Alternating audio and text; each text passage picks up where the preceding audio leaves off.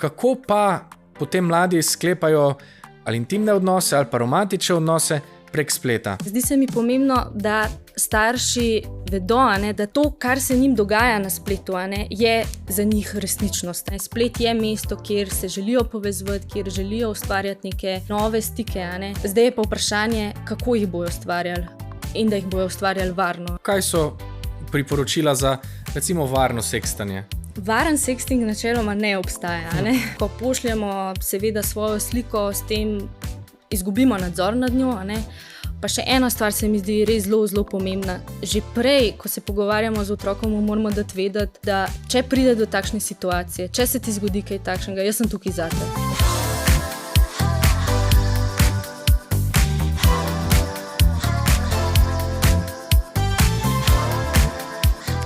Po podatkih statističnega urada, kar 99% mladih od 16. do 24. leta uporablja internet.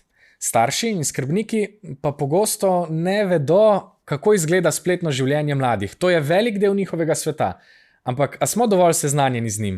A vemo, kako potekajo spletne zmenkarije? A lahko otroku pomagamo in se pogovarjamo z njim o teh temah? Kako poskrbeti za varno in pametno rabo interneta in kaj lahko naredimo, če se stvari zapletajo? O tem se bomo pogovarjali danes. Z mano je profesorica pedagogike Neža Jagodic, ki jo lepo pozdravljam, strokovna delavka programa TOM, telefon za otroke in mladostnike, ki je del Zveze prijateljev mladine Slovenije. Lepo pozdravljena. Živanik. Vesel sem, da si se mi pridružila. Kako izgleda delo na TOMu? Je to samo še telefon ali imate tudi kakšne druge kanale? Ja, imamo v bistvu še druge kanale, se pravi ne samo telefona. Otroci in mladostniki nas lahko kontaktirajo tudi preko e-pošte in pa klepetalnice, tako da smo v stiku z njimi tudi prek teh dveh kanalov. Torej lahko rečeva, da imaš veliko izkušenj z utripom med mladimi ta hip. Ja, lahko bi rekla, da imam, oziroma da imamo, na nas se obračajo res z raznovrstnimi stiskami, tako da imamo nek vpogled v to, kaj se z njimi dogaja, kaj se sprašujejo, o čem razmišljajo, kaj jih skrbi, o čem se želijo pogovarjati, o čem se ne morejo pogovarjati z drugimi odraslimi, pa se zato obrnejo na to. Danes se bova večino časa pogovarjala o spletu. Kaj bi rekla, kako mladi danes doživljajo odnose na spletu ali pa nasploh življenje na internetu?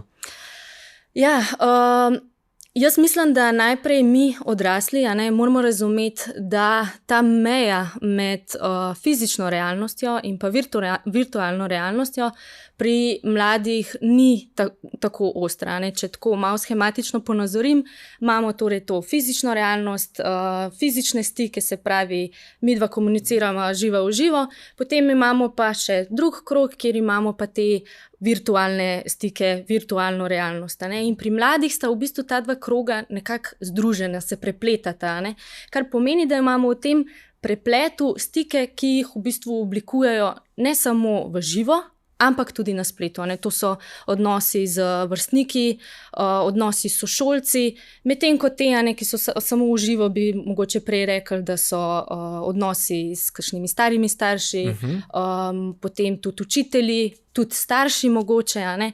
In zakaj o tem razlagam? Zdi se mi pomembno, da starši vedo, da ta realnost, ki je njihova, se pravi ta preplet, da to, kar se njim dogaja na spletu, je za njih resničnost. Ni ločeno. In vsa ta čustva, ki jih doživljajo na spletu, so resnična in jih moramo v bistvu obravnavati enako resno kot tista, ki jih doživljajo v realnosti, se pravi v tem fizičnem svetu. To tudi pomeni, da če razumemo, da ta dva sveta nista tako ločena, potem smo tudi mogoče hitreje pozorni na neke nevarnosti, do katerih lahko pride na spletu.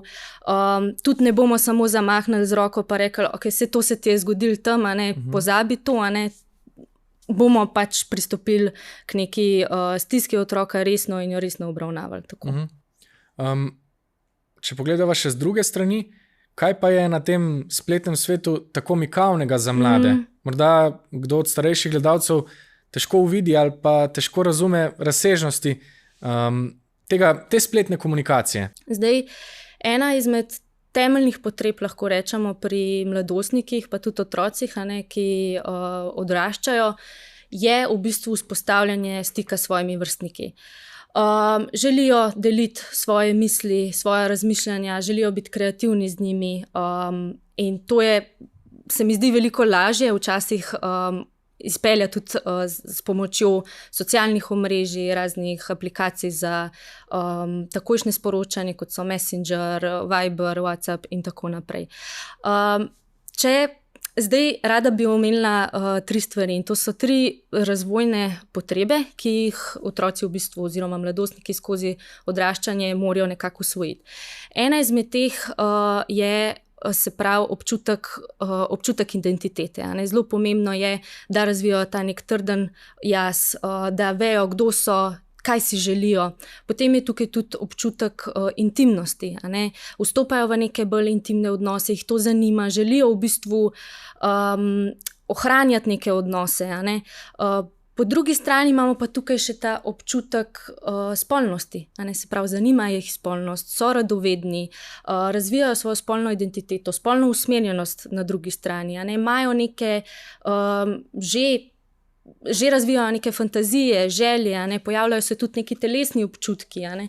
Tako da, zakaj zdaj omenjam te 3 razvojne potrebe, se pravi, da te lahko usvojijo, se morajo tudi naučiti 2 stvari, 2 sposobnosti, in ena je samo predstavitev, druga je pa samo razkrivanje. Se pravi, samo predstavitev v bistvu pomeni, kako se mi kažemo drugim, kaj so tiste informacije, ki jih bomo delili navzven z ljudmi, kakšno predstavo želimo, da drugi imajo o nas navzven. Potem je pa še samo razkrivanje. Samo razkrivanje pa pomeni, katere so tiste informacije, ki so bolj intimne in jih želimo deliti.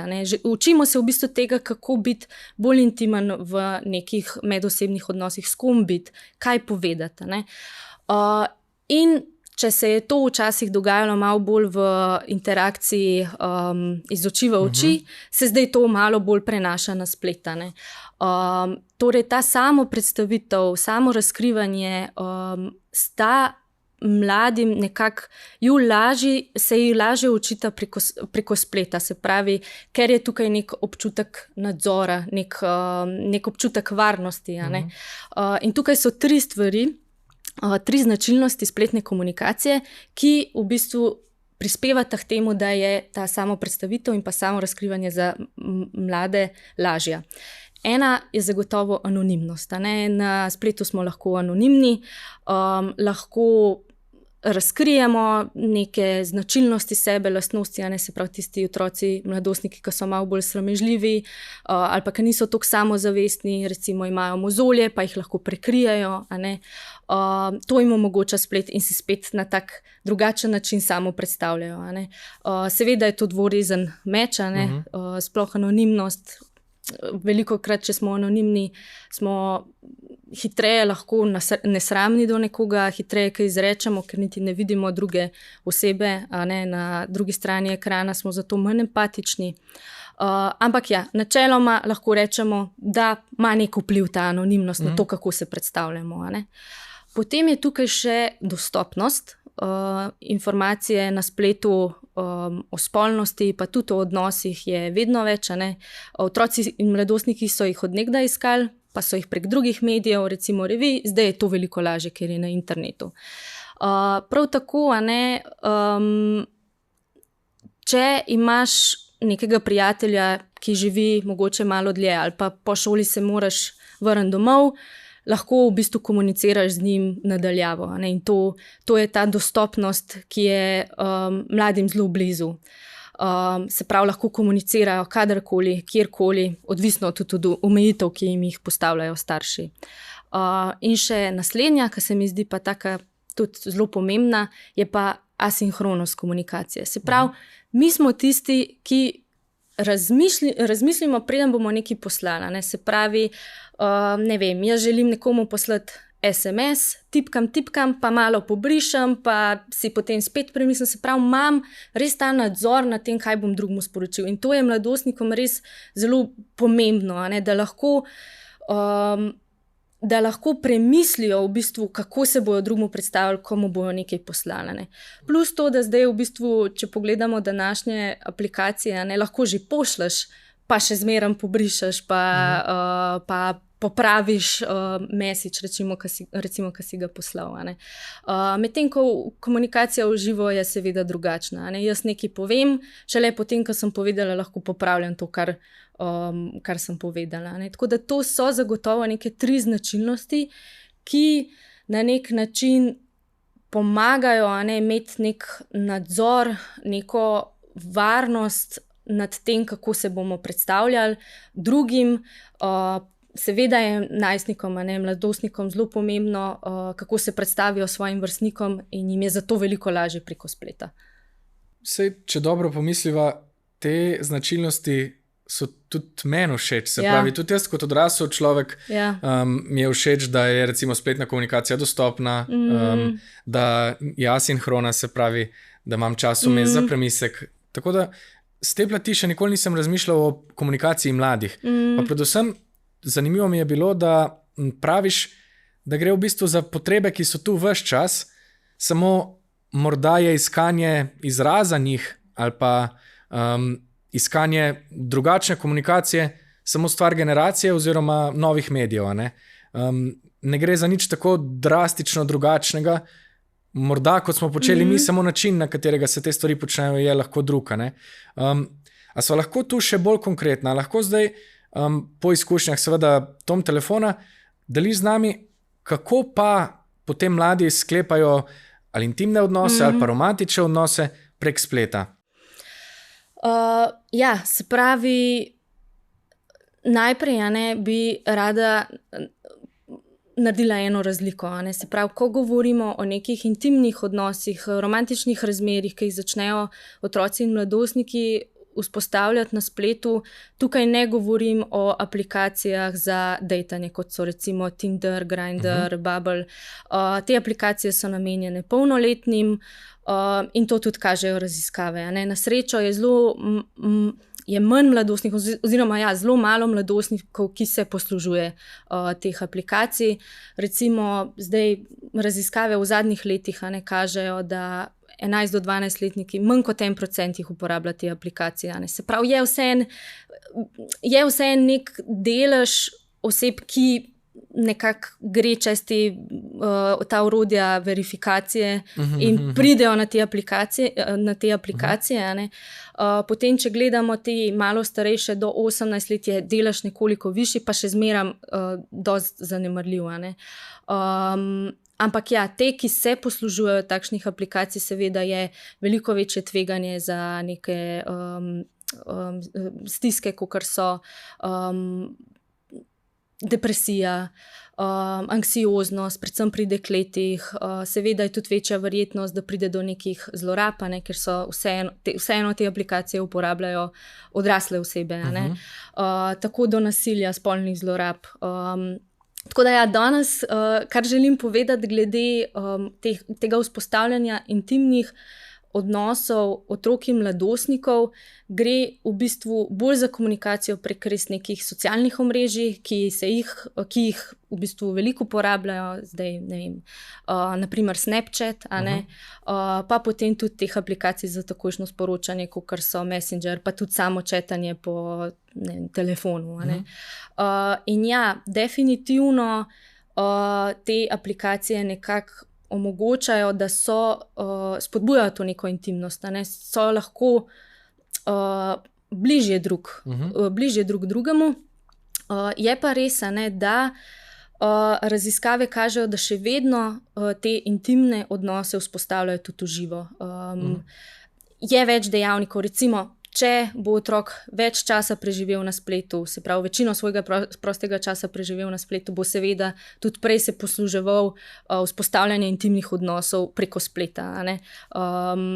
Potem so tukaj tudi, ne vem, otroci, mladostniki, ki sami sebe razumejo kot bolj sramežljive, bolj introvertirane, a ne. Tem bo tudi lažje, če se bojo takšne komunikacije v bistvu posluževali preko spleta, ne v živo, a ne. Je pa na tem področju res še zelo malo raziskav. Raziskave se bolj osredotočajo potem že na polnoletnike. Tako da, deleži so potem, koliko v bistvu so intimni z drugim prek teh medijev, a ne, zelo različni, a ne, lahko govorimo tam od 30% pa tudi do 60%, a ne, otrok, ki se pravi bo začel z drugo osebo flirtati prek socialnih omrežij, bo z drugo osebo vzpostavil nek bolj intimen pogovor prek socialnih omrežij. Torej vse vodi v neposredno komunikacijo, ponavadi med dvema, verjetno se to ne dogaja v komentarjih, ampak bolj v zasebnih sporočilih na takem ali drugačnem omrežju ali pa v storitvi. Tako. Kaj pa so tu potem potencialni zapleti? Recimo, imam primer, ki si mi ga poslala, 15-letnika, ga bom kar prebral.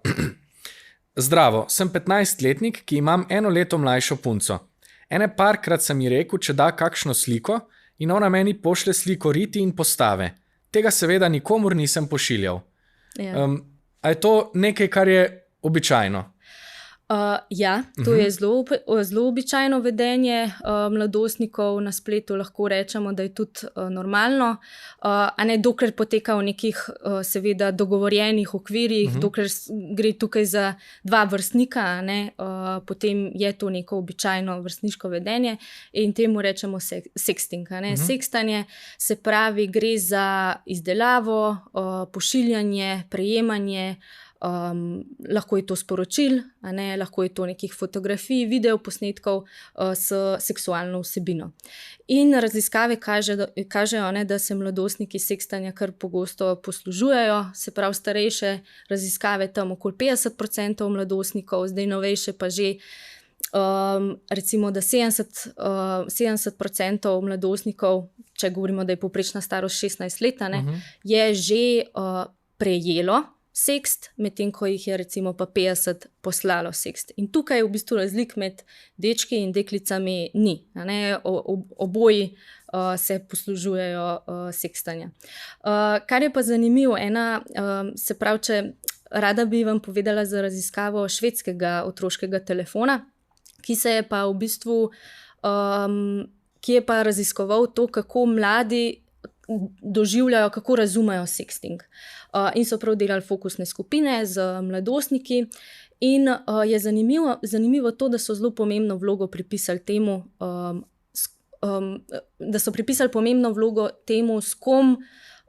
s kom si v odnosu, da se takšnega vedenja poslužuješ, a ne, se pravi, kako je intimen odnos z drugo osebo in pa kakšni so motivi za to, da se poslužuješ sextinga. Tako da zelo normalno in običajno jim je, da bojo mladi oziroma da bosta 2 vrstnika sekstala, če sta recimo definirana kot par, ne, da se dojemata, doživljata drugega, kakor da sta skupaj.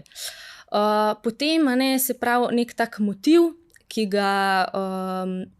ga mladi zelo izpostavljajo, je tudi to pomanjkanje fizičnega stika, a ne. Se pravi, po šoli odidem domov, ne smem se družiti recimo s to osebo, pa, a ne, imam potem možnost, da to svojo spolnost raziskujem preko spleta, a ne.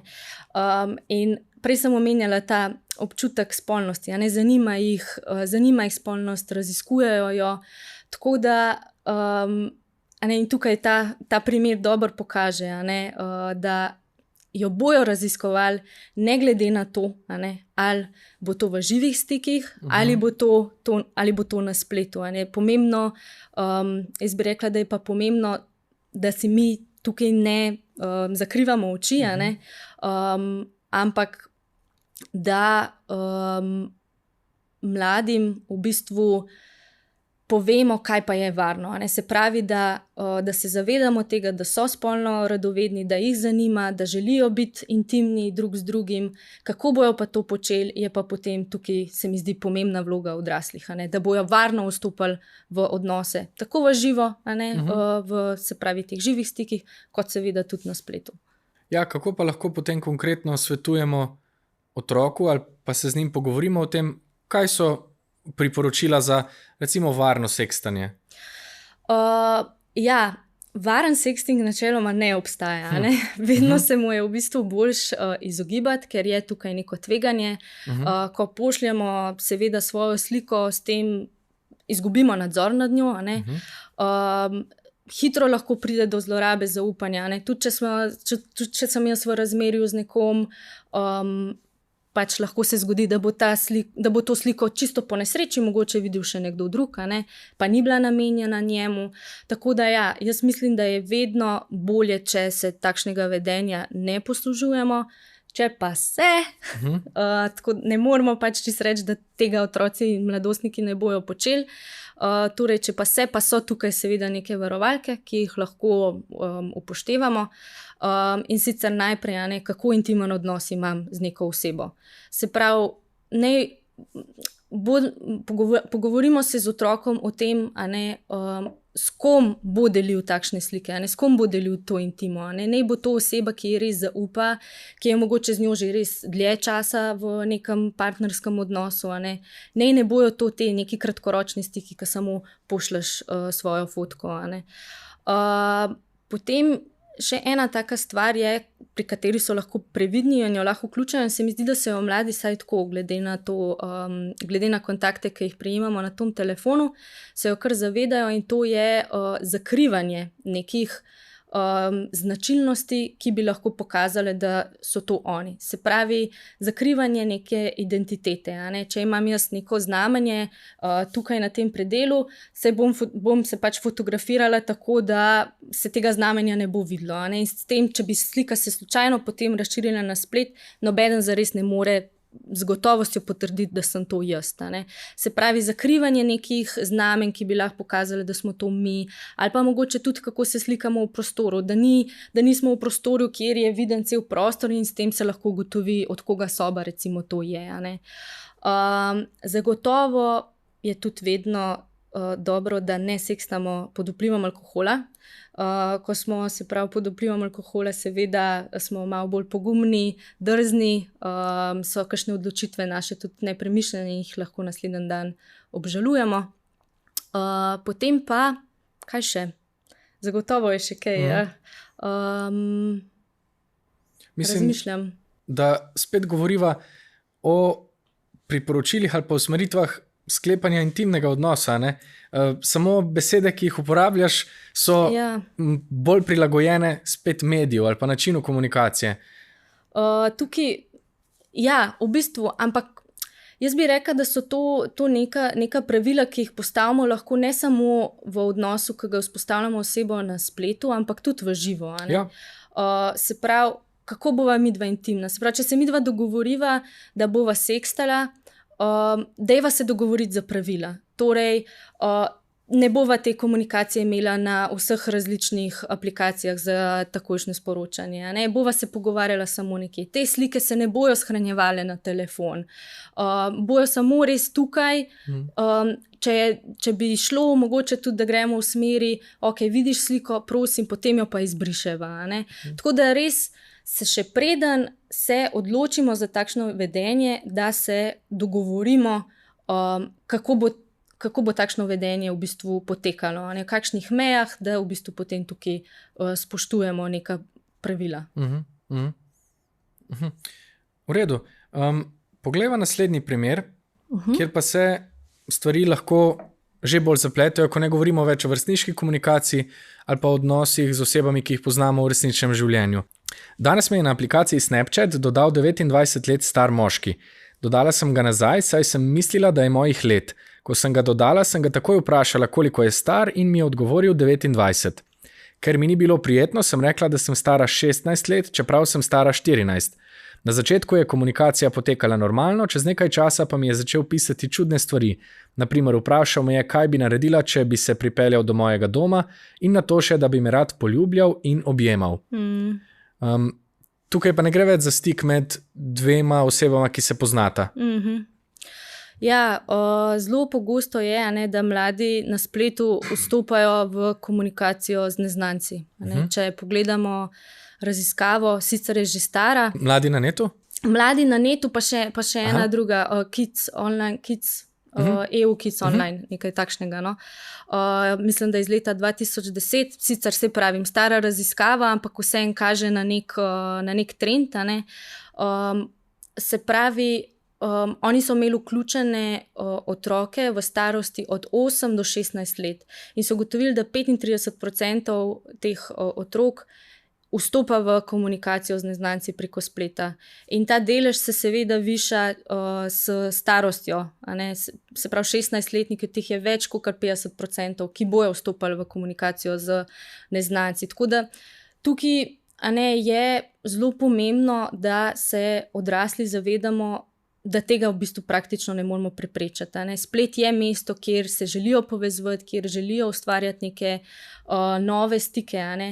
Zdaj je pa vprašanje, kako jih bojo ustvarjali in da jih bojo ustvarjali varno. In v tem primeru vidimo, da punca ni imela nekega dogovora. Jaz bi rekla, da je včasih fino, da se to tudi starš pogovori s svojim otrokom, s kom, koga bo sprejemal na socialnih omrežjih. Ok, je sprejela neznanca, ampak ta neznanec je bil je že na začetku povedal, da je star 29 let.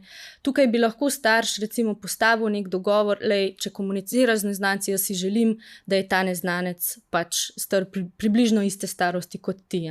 Da ne bi prišlo potem do takšnih nadaljnih zapletov, kakor je tukaj, kjer je šlo v bistvu že za spolno nadlegovanje. Punci je bilo zelo neprijetno. V drugi točki se mi zdi, pa ne samo v takšnih stikih, tudi v stikih z osebami, ki jih poznamo, tudi v živo, ta koncept konsenza, privolitve. Se pravi, da otroka učimo,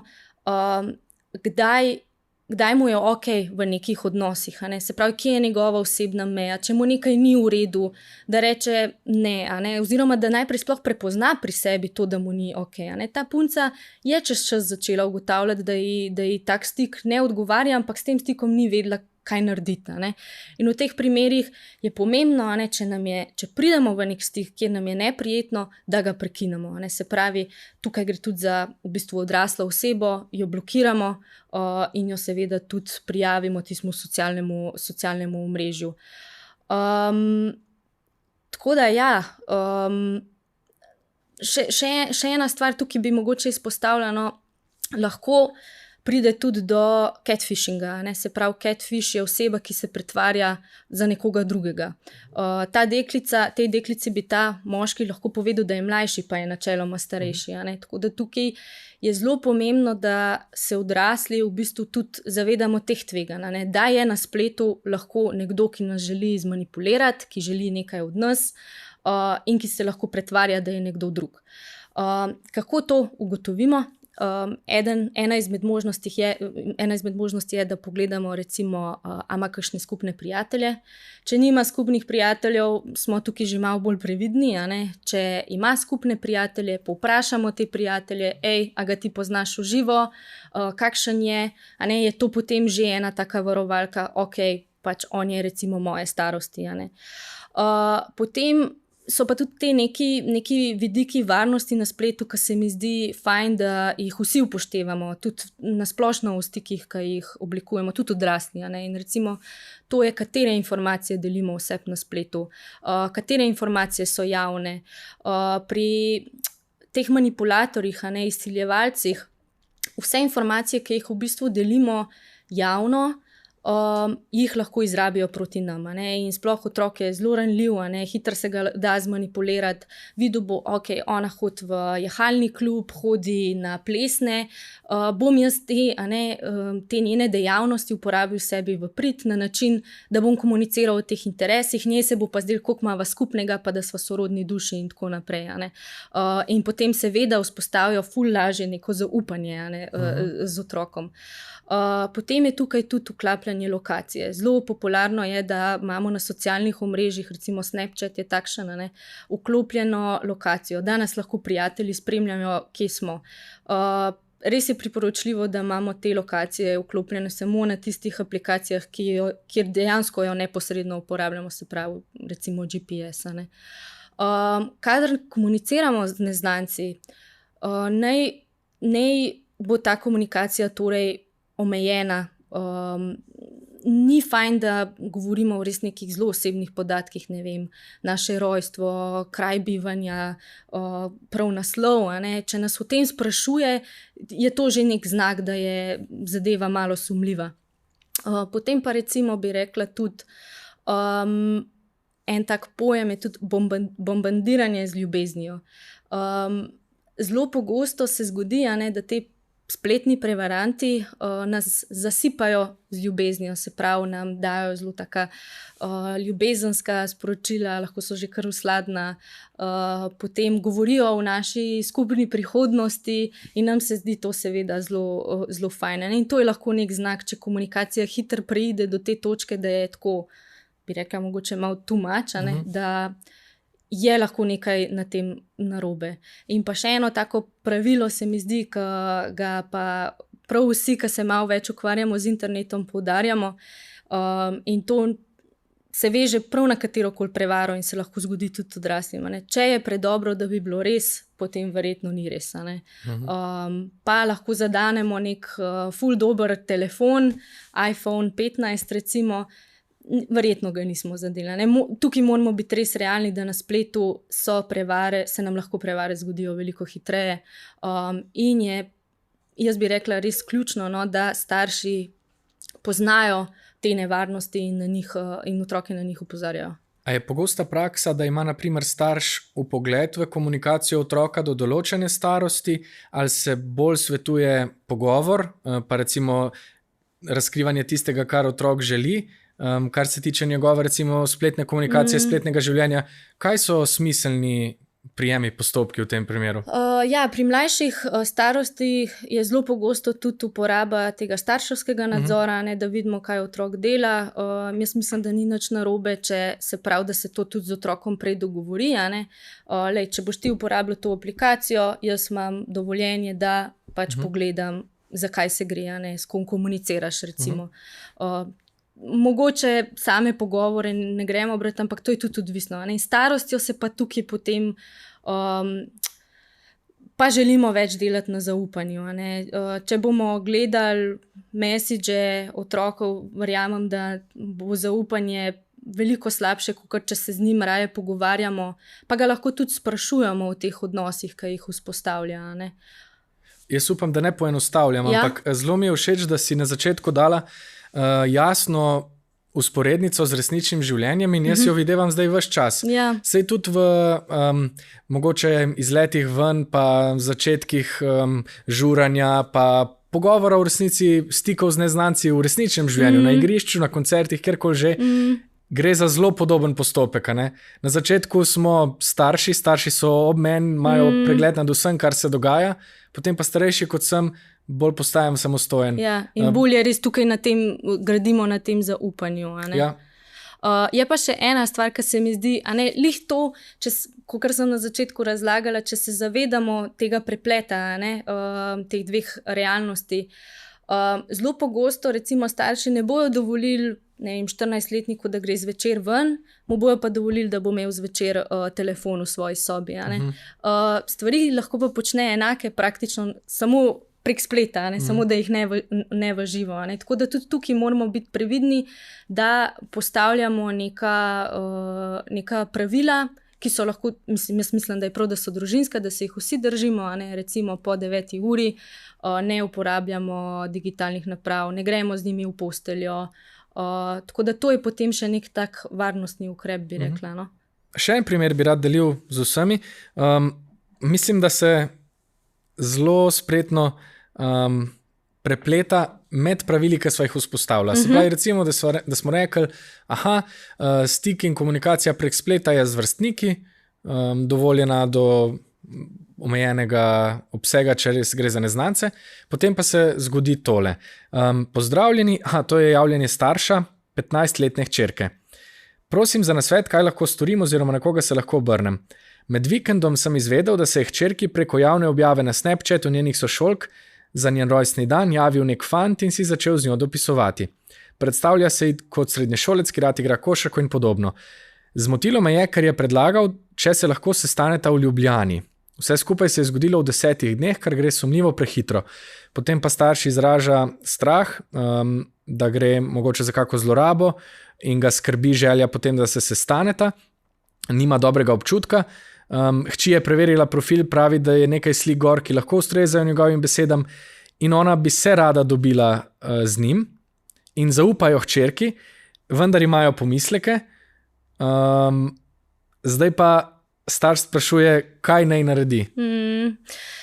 Ja, tukaj je res, lahko rečemo, taka kočljiva situacija. Ne? Na eni strani ima zelo dober odnos s hčero, staro 15 let, je odnos, ki je zaupanja vreden. Tako da jaz mislim, da na tej točki je starš že, bi lahko skoraj rekel, da zmagajo. Če se pogovarjajo, če imajo neko zaupanje, so potem dogovori, ki jih sklenejo, veliko bolj varni in se jih bojo tudi držali. Zdaj, ta punca je tudi povedala staršu, za to, da bi se rada dobila s tem fantom. Sicer ne vemo, zato, ker pač drugače ne more priti v Ljubljano ali pač dejansko zato, ker je to z njim želela deliti. Ampak to načeloma ni tako pogosto. Načeloma otroci in mladostniki, se pravi, če gledamo to raziskavo Mladi na netu, iz 10 let nazaj, spet sicer stari podatki, ampak vsem kažejo nek trend, povejo nekomu, da se bojo dobili z neznancem v živo in to je kar visok delež, tam okoli 80%, ampak povejo svojim vrstnikom. Tega ne govorijo toliko svojim staršem. Tako da to je zagotovo ful ena dobra prednost, bi rekla, da že starš ve za tako stvar in potem se lahko sklene nek kompromis. Je pa res, ima zaupanje, na drugi strani ga pa skrbi za varnost, ki je v tem primeru mogoče na trenutke res malo problematična. Tam, če se prav spomnim, govori o tem, da je komunikacija poteka 10 dni. To je res lahko že kar hitro, odvisno, koliko je tudi ta komunikacija bila intenzivna. Potem en problem, ki ga je še izpostavil in se mi zdi, da je res starš, ki pozna nevarnost in se mi zdi to tudi ena ful super stvar, nima ta nobenih skupnih prijateljev. To je tudi lahko ena nevarnost. Zdaj tukaj jaz mislim, da je fajn, da se najprej dogovorimo s hčero za različne možnosti. Lahko se to zgodi, ampak jaz recimo najprej želim, da ti opraviš videoklic, da se jaz prepričam, da je ta oseba resnična, da se ne pretvarja za koga drugega. Če se ta oseba ne bo želela odzvati prek videoklica, se pač more hčera strinjati, da je to znak, da je verjetno lahko to prevarant. Zelo velikokrat imajo te catfishi nekaj izgovore v smislu, imam pokvarjeno kamero. To je res očiten znak, da tukaj nekaj ne štima. Potem druga možnost pa je, lahko greš na dejt, tako si jaz predstavljam, kako bi jaz recimo ravnala v tej situaciji, lahko greš na dejt, ampak mogoče bi pa si želel, ker ti ne moreš priti v Ljubljano, da on pride k tebi. In če bo dejansko izkazal interes, bo to tudi storil, če sta si tako blizu in sta si tako všeč. In tukaj spet, na tej točki, če tega ne bo želel, kaj bo pa potem, se pravi, boš prekinila stik z njim.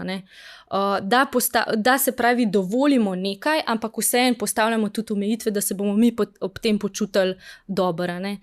In če fant dejansko privoli, recimo, da bi privolil, da pride v njen kraj, tukaj so pa potem še lahko dodatne omejitve, za katere se potem dogovorimo z otrokom. Recimo, ena izmed teh je, da vklopi lokacijo. Tja, ko bosta šla, da jaz kot starš lahko recimo spremljam, kje se ona nahaja.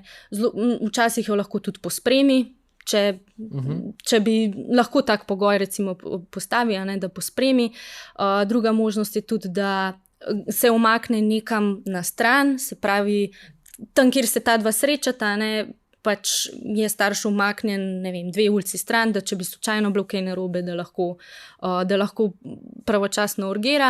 Pa seveda pogoj tudi ta, da se dobita na nekem javnem prostoru, se pravi, kjer je veliko ljudi, kjer je pretočno, zagotovo ne pri njemu ali pa če bi ona šla v Ljubljano, zagotovo ne pri njemu doma. Tako da definitivno javni prostor. Potem pa še zaščita, na način, shranim si njegove podatke, naredim screenshote, se pravi posnetke zaslonov, njegovih profilov, če bi prišlo do kakšne zlorabe, da imamo tudi dokaze za prijavo na policijo. To so potem res ti skrajni ukrepi, ampak je bolje, da smo čim bolj zaščiteni, pa tudi v bistvu starš se bo v tej situaciji, se mi zdi, bolj počutil. Otrok bo pa vseeno na nek način imel neki svobode in bo lahko to uresničil in šel proti temu, se mi zdi. Ja, ne govorimo, da vsi tovrstni stiki vodijo v zaplete. Ja. Ampak kako pogosti pa so po izkušnjah tom telefona in do kakšnih zlorab vse lahko pride? Zdaj smo omenjali že recimo zlorabe, ko nekdo deli ali pa razširi kakšne fotografije, ki smo jih poslali. Lahko gre za stik v živo, ki je stik s prevarantom. Kaj je še možno oziroma kakšne vse izkušnje imate s tom telefona? Ja, na tom telefon se obrnejo otroci in mladostniki, ko je v bistvu škoda nekako že storjena, ko so že vidne neke posledice. Tako da mi smo potem tukaj za njih, da te posledice poskušamo odpraviti, da jim probamo priti čim bolj nasproti. In ena izmed zlorab, ki je vedno bolj pogosta in je tudi opaža cela Evropa, tudi drugi otroški telefoni poročajo o porastu te zlorabe, je sextortion. To je angleški izraz za izsiljevanje z intimnimi posnetki. Lahko se dogaja med vrstnikoma, lahko pa tudi z neko neznano osebo. Kaj to pomeni? Se pravi, imamo neko zaupanje, komuniciramo pač drug z drugim, pride do tega, da oseba pošlje svojo golo ali polgolo fotografijo, potem se pa začne izsiljevanje. Se pravi, kako to izsiljevanje izgleda, pošlji mi novo golo fotografijo, ali pa bom sliko poslal tvojim staršem, jo bom poslal po celemu internetu, prijateljem. Na tom telefonu se srečujemo tudi s primeri, ko to počnejo vrstniki, grozijo punci, ponavadi so to dekleta, grozijo recimo, da bojo sliko polepili po celemu kraju, če ne bo poslala nove gole fotografije. Včasih pride tudi do grožnje oziroma že do zahtev, da grejo v neke spolne usluge, ali pa snemanje preko videoklica. Tako da to so v bistvu, to je kaznivo dejanje, to je zelo, v bistvu zelo resno. Niso pa tukaj samo deklice tiste, ki so žrtve takšnih kaznivih dejanj, so tudi fantje in v bistvu v enaki meri. Gre pa za malo drugačno obliko izsiljevanja z intimnimi posnetki, in sicer za denar. Se pravi, fant misli, da se pogovarja z dekletom, približno iste starosti, na drugi strani so pa večinoma neke organizirane internacionalne tolpe, manipulatorji, ki so res spretni s tem, da navežejo stik, da vzpostavijo to zaupanje. Otrok oziroma fant v tem primeru pošlje fotografijo ali pa video posnetek, karkoli, potem se pa začne izsiljevanje za denar.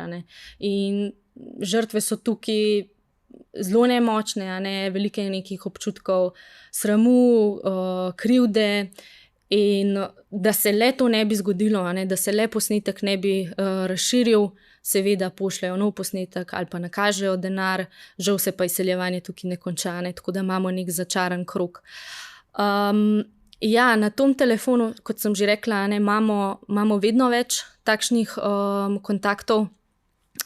Je pa res, ne, da v primerjavi z vsemi kontakti, ki jih dobimo, je ta delež vse nizek, ne govorimo o 0,5% vseh kontaktov na tom telefonu.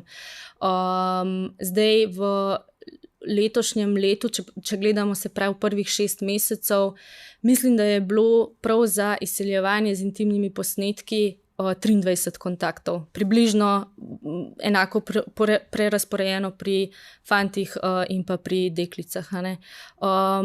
Lansko leto je bilo vseh skupaj, mislim, da 28, tako da če je bilo že letos 23, nekako pričakujemo, da bo teh kontaktov do konca leta res še več, kot je bilo lani. In ja, je nek trend porasta izseljevanja z intimnimi posnetki, tako da Tukaj je res zelo pomembno, da ozaveščamo otroke, pa tudi starše, o nevarnostih na eni strani sekstanja, na drugi strani pa tudi stikov z neznanci, in pa v bistvu učenja in konstantnega pogovora z njimi o nekih osebnih mejah, in pa o dogovorih, ki jih sklepamo. Pa še ena stvar se mi zdi res zelo, zelo pomembna. Kadar pride do neke takšne situacije, že prej, ko se pogovarjamo z otrokom, moramo dati vedeti, da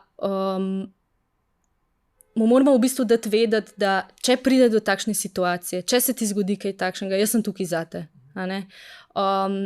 Ker velikokrat imajo občutek, neki jim starši preprečujejo, pa imajo neka navodila, pa potem pač se teh ne držijo, starš bo ful jezen. Ja, seveda je šok za starša, jaz mislim, da vsakega, ko se njegovemu otroku nekaj takšnega zgodi, ampak je prav, da v tistem trenutku pristopimo v bistvu z neko mero, kako bi rekla, empatije, in smo res tam samo odprti zanj, da nam o tem govori, in da otrok ima ta v bistvu občutek, da se staršu s tem, kar se mu je zgodilo, lahko zaupa. V skrajnih primerih, kaj so potem lahko naslednji koraki? Tom telefon je ena izmed točk, na katero se lahko obrnejo otroci. Kaj pa lahko naredimo potem? Verjetno gre za prijavo policiji. Tako je, ja.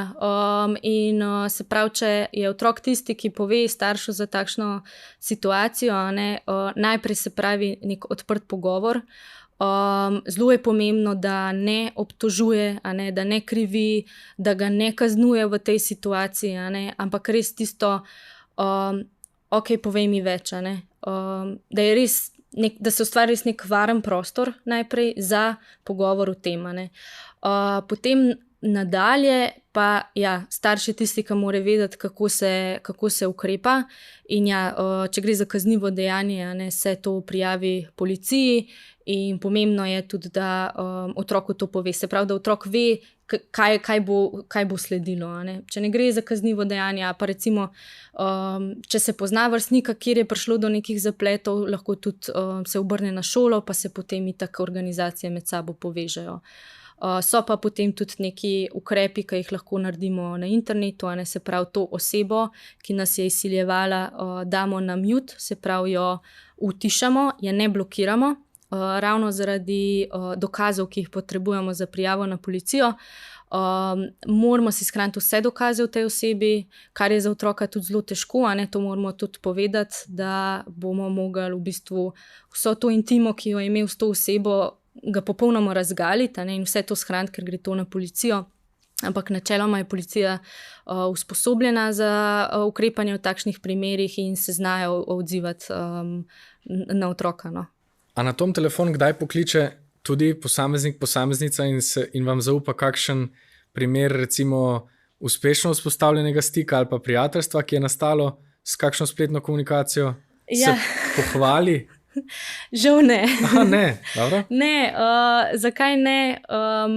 Mislim, naša vloga bi rekla, da je, oziroma tudi otroci vejo, da nas pokličajo takrat, ko se oni počutijo, da so v stiski, ko imajo težave. Tako da ja, mi smo sprejeli to vlogo, da v bistvu slišimo bolj slabše novice, ne? In takšnih kontaktov žal nimamo. No? Ne, pa dobro vedeti, da ste vedno tu oziroma tam, ne? In tudi, da imate različne načine dostopa, se pravi, da lahko otroci in pokličejo in pišejo v klepetalnico in po elektronski pošti. Ne? In zanimivo pri teh dveh kanalih, pri e-pošti pa klepetalnici je lih to, še ta občutek anonimnosti je še toliko bolj ojačan, bi jaz temu rekla, ker ni glasu in jim je lažje te težje tematike, kot so razne psihične stiske, pa tudi zlorabe, ki se dogajajo, nasilje, ki se dogaja tudi na spletu, jim je lažje potem to zaupati prek teh dveh kanalov.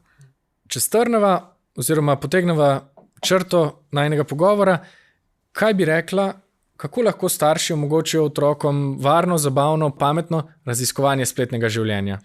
Najprej jaz mislim, da je tukaj sploh to zavedanje, da so otroci in mladostniki spolno radovedni, da jih te stvari zanimajo, da želijo vzpostavljati stike z svojimi vrstniki preko spleta, da v bistvu splet tudi odpira neka nova polja intimnosti, in kar je ključno, da se zavedajo teh odgovornosti, tako mladi kot odrasli, in pa pogovor je odgovor. Jaz bi lahko samo tako zaključila, in to je tek na dolge proge. Pogovor ni samo mora biti kontinuiran, o tem se moramo večkrat pogovarjati. Jaz mislim, da je fino, če zagrabimo za neke priložnosti, ki jih zasledimo čistko. Recimo gledamo televizijo, pa je neka negativna, recimo temu novica, o nekem incidentu, ki se je zgodil na spletu. Dajmo se o tem pogovarjati. Ampak ne na način tako, da bi bilo bolj konfrontacijsko, a ti tudi to počneš. Ne, kaj si pa ti v tem misliš? A poznaš koga, ki se mu je to zgodilo? In s tem, ko vstopamo v bistvu tudi preko nekih prijateljev, da sprašujemo prijatelje, a se kakšnemu prijatelju to recimo zgodilo, nekako tudi spoznavamo njega in okolje, v kateremu je on.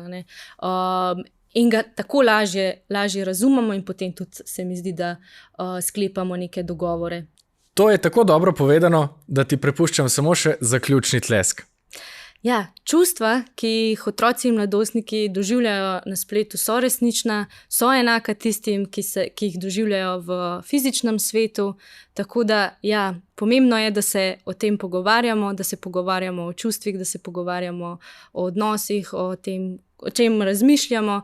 Tako da, kar je ključno, bi jaz rekla, odgovor je pogovor.